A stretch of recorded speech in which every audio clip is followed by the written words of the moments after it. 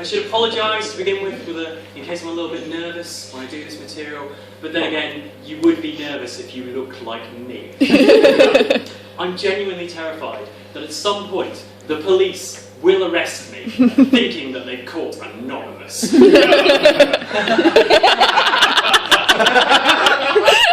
And subsequently remove my face. Now, the weirdest thing happened to me this morning. So I was walking into town and I stopped off at a local corner shop to buy some cigarettes, and the guy behind the counter asked me for my ID. So I reached into my pocket and I took out my passport. Now, my girlfriend, being the very lovely person that she is, recently got me a passport case as a present. So currently, my passport looks like this. Yeah, we all see that? Yeah. She's lovely, I'm a nerd. Our kids are going to be fucking weird. So I handed my passport over to the guy behind the counter. Now, he took it, and then he looked at that image for a good 30 seconds, and then just said, "Mate, that's not you." Which is wonderful, because what that implies is that if I ever lose my ID, the first thing I'm going to do is think, "Oh, I know, I'll pass myself off as the saviour of Gotham City." It also implies I carry around a very small picture of an exceptionally grumpy-looking Batman, just in case that ever happens. But lastly, and more importantly, if that guy in the corner shop at the bottom of Leith Walk knows that I'm not Batman, then I think he knows who Batman really is. Mind you, that's not the strangest thing that's happened to me this Fringe. Earlier today I was flying for my show and I stopped a guy, and the Royal Man was like, "Hey mate, do you want to come to this free stand-up and sketch show in about an hour's time?" And he looked at me, he looked at my flyer, he looked back at me, and then he just said, "I'm so fat." And then he just ran off. Well, now either that is the best surreal comeback to unwanted publicity, or that was part of his interior monologue, and I probably shouldn't talk about it in stand-up. Anyway, I'll say a little bit about myself. I'm a student at the moment, and I did my undergraduate degree in English literature. I got a bit of a shock in my second year. Thank you for that. I got a bit of a shock in my second year when I discovered I've actually got a learning disability. I'm dyslexic. And ever since I found out about this, I've become very conscious of spelling and grammar and word order, not just my own, but in the world around me. Because I think it's very easy to get little things with language mixed up and be badly misunderstood. So at the moment I'm applying for jobs, and one of the jobs I'm looking at is actually at one of the colleges in the University of Cambridge, and the job is for alumni and events officer. And I saw that, oh, that sounds really interesting, I could do that. But this job contains, one of the responsibilities for this job reads as follows. The alumni and events officer is responsible for maintaining contact with former members of the college, living or dead. I really want that job. Just so when I'm in the pub, people will be like, "Oh, Chris, what do you do for a living?" I'd be like, "Well, I think you'll find I'm the resident necromancer of the Cambridge College." Just bring the alumni back to use as tourists, it's great. But I'm also a very politically active person. I get involved in a lot of protests and demonstrations. I think when you're out in the streets trying to make a political point, you need to be careful with your spelling. Otherwise you can be misunderstood. I was on a protest not that long ago, a protest against cuts to education funding. A group of students were marching along holding a banner that was meant to say, "Defend education." I was like, yeah, great slogan. Then I looked at it again and realised an E had gotten mixed up with a U. So what I actually said was, "Defund education." Remarkably balanced viewpoint. Worse still, I was on a Reclaim the Night march, a feminist march, and the woman marching next to me had a sign that was meant to say, "Condemn sexism." Yeah, great, let's fight sexism.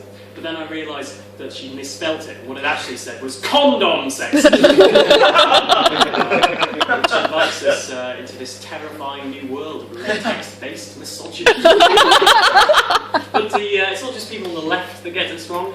Not that long ago, the EDL, the English Defence League, the far-right group, they came to Cambridge for a demonstration. I saw them, and they were out on their protest, and one of them had a sign that was meant to say something really offensive and racist, which was, "No place in my town for Muslims."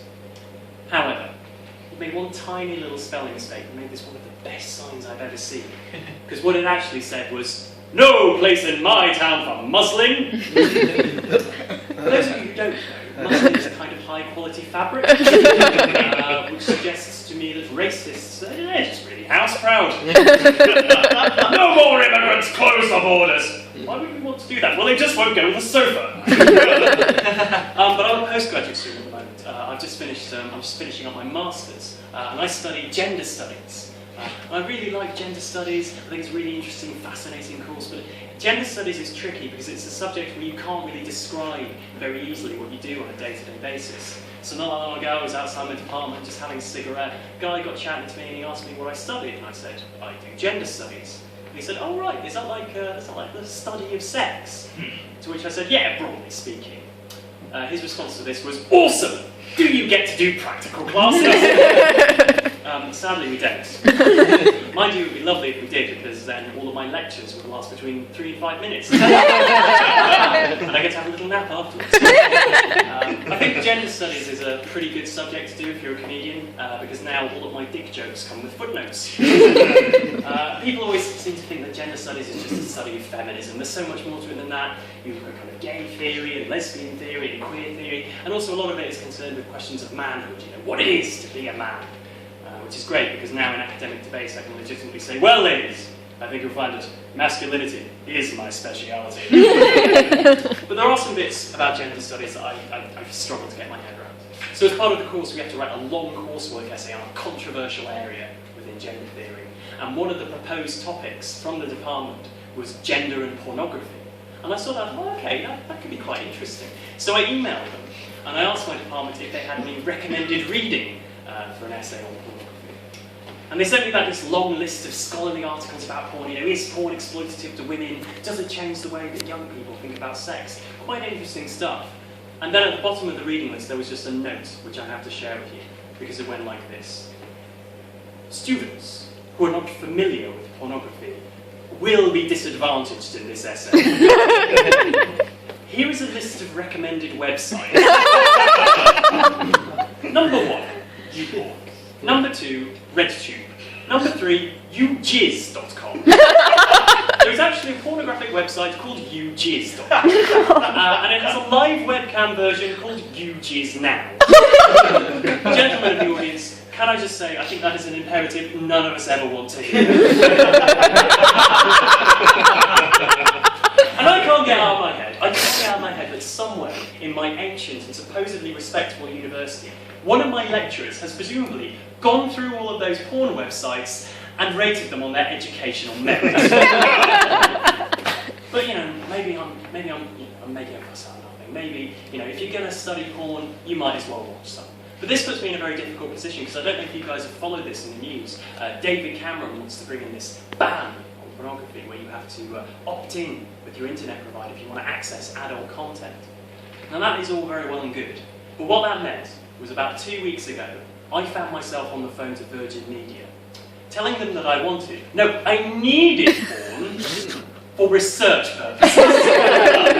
Which frankly is a conversation I could have done without. Anyway, I'm going to leave you with one final thought. So I, as I said earlier, I'm quite a political person. I get involved in a lot of protest movements. One thing I feel very passionate about is anti-fascism, fighting the far right. And I say this because not that long ago, I had a run-in with someone in the English Defence League. And we got into this massive argument about Britishness and immigration and national identity. And over the course of it, I just said to him, look, mate, I don't think of myself as British. My mum and her family are from Goa in India. To which he responded, well, you should just fuck off back to India then. Now, at the time, I was very upset by that. But having thought about it, I've never been to India, and I would really quite like to go.